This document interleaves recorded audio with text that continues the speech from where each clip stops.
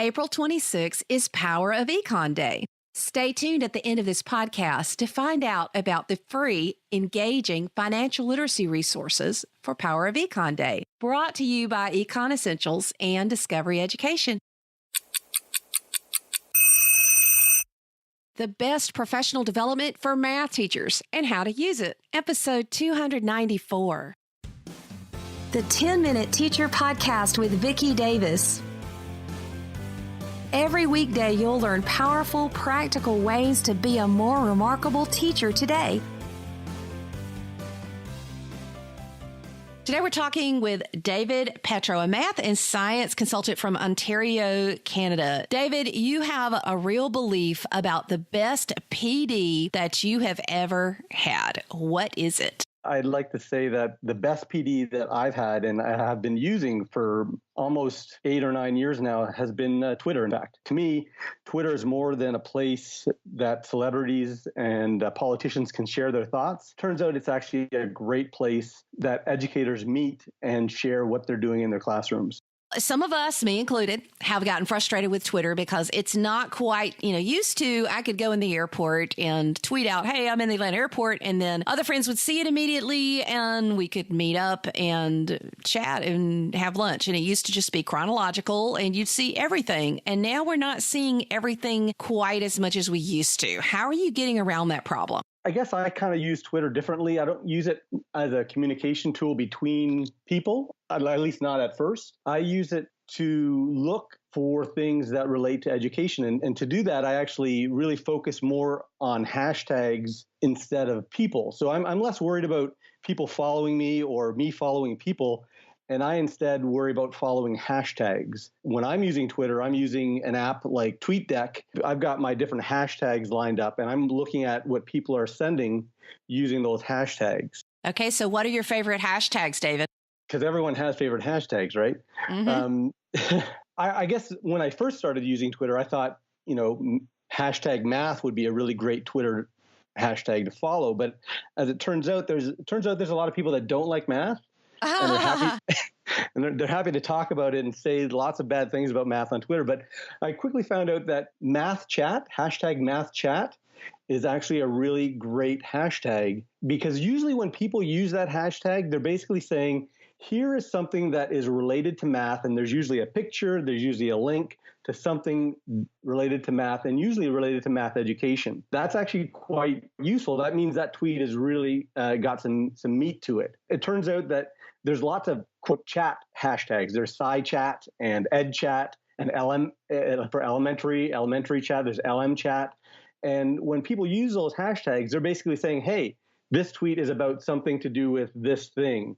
And you might find it useful. So you've named LM Chat, ELEM Chat, SciChat, SCI Chat. What else?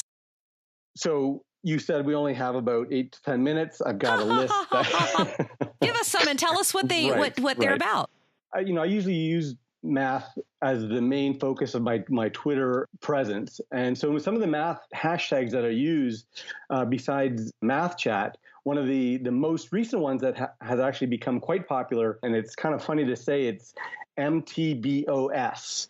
Some people pronounce it MITBOS, and that actually stands for the Math Twitter Blogosphere. What that really means is this is a community of teachers from around the world that have basically started using Twitter to communicate with each other, to share their math journey, a look inside their classrooms, and at the same time have started blogging about what they've done.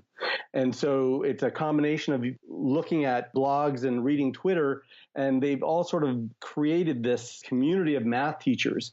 And you can pretty much be sure that if it has the hashtag MTBOS, there's something about teaching math in that Twitter post. More recently, there was a little bit of a brouhaha because people thought it's a very cryptic hashtag, MTBOS, if you don't know what it is.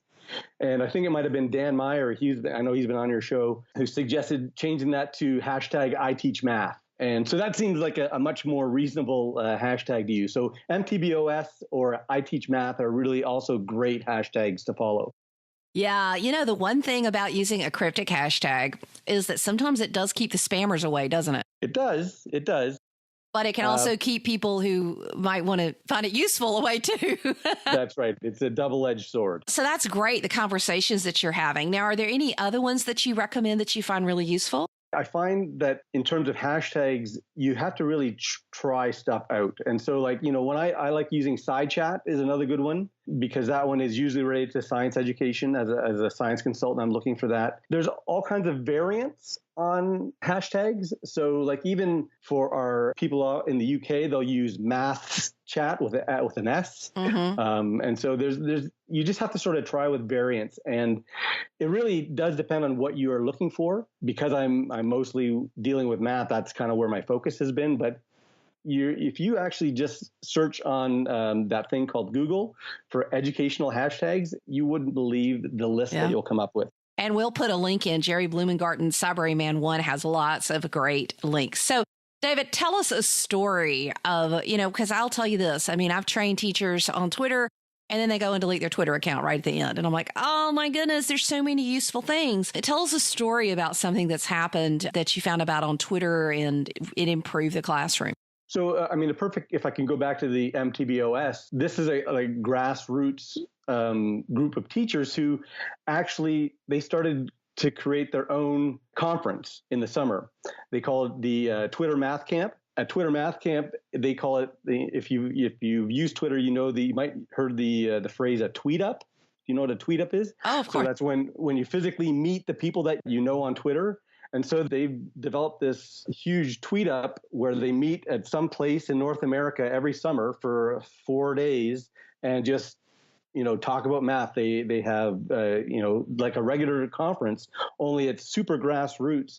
And so it's interesting because last year I actually went to my first Twitter Math Camp. I presented a topic with a teacher who I'd never met before from California, only on Twitter.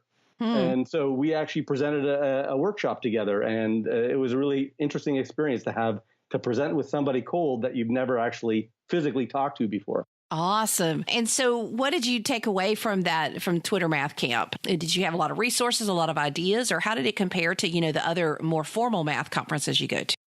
It was interesting because I wasn't sure what to expect from it, but it turned out to be one of the best conferences I had ever been to for myself. And I think because those people who, it sounds kind of accusational, those people are all just as geeked about math as I am. So the depth with which we talked about topics was went right into the night, which was a really, really great community to be part of.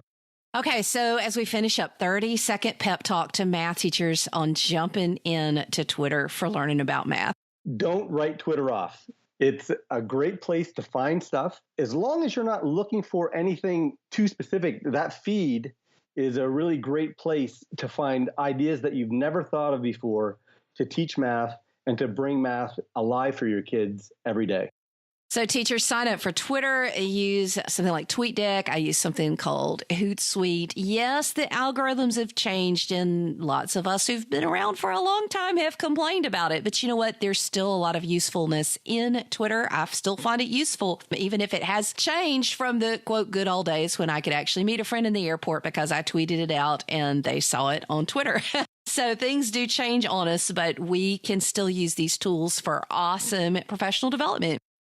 On April 26th, celebrate Power of Econ on Twitter with Discovery Education, CME Group, and their Econ Essentials program. We'll have free resources available for downloading. To join the celebration, tune into the Twitter chat with me, fellow teachers, and the CME Group's chief economist on April 26th at noon Eastern Time using hashtag Power of Econ. Visit coolcatteacher.com/econ for more information. And remember, tweet out your pics on April 26th about how you teach your students financial literacy using hashtag Power of Econ. Thank you for listening to the 10-Minute Teacher Podcast. You can download the show notes and see the archive at coolcatteacher.com/podcast. Never stop learning.